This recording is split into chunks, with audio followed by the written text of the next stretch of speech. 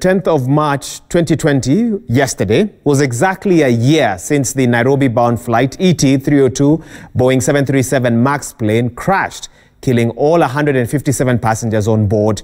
Ethiopian investigators have now concluded in a new analysis that the deadly Boeing plane crash was caused by design flaws in the Boeing 737 MAX plane and not by the performance of the airline, or its pilots. The findings were released on the first anniversary of the victims who perished in the crash as their loved ones narrated their journey since the tragedy occurred and even faulted the airline for various malpractices. The Nairobi-bound flight Et302 plunged to the ground at 8:38 a.m. on March 10, 2019, just 6 minutes after taking off from Addis Ababa's Bole International Airport.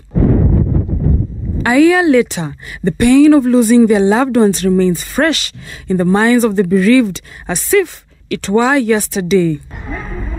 Emily and Jared have been taking care of their grandchild for the past year.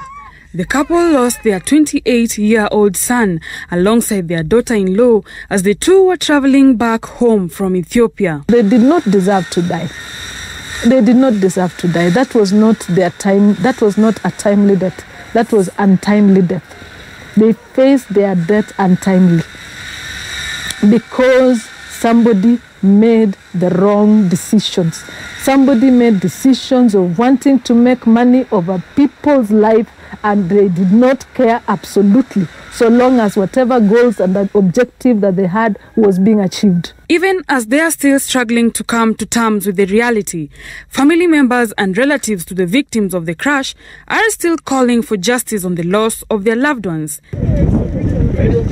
They accuse Ethiopian Airlines of ignorance. Had they done what they were supposed to do, in fact, for instance, with the first crash, this would not have happened. Although the family expressed pain, they have managed to collect the pieces and move on with life. Jared's father has vowed to grow his late son's legacy by expanding the small startup non-governmental organization he had started and is planning to officially launch it on the 20th of this month. So we felt it is important to make sure that you and I continues because the idea was very noble and they were very passionate about, and we felt that by continuing with this program and making sure that it succeeds beyond what he was even imagining.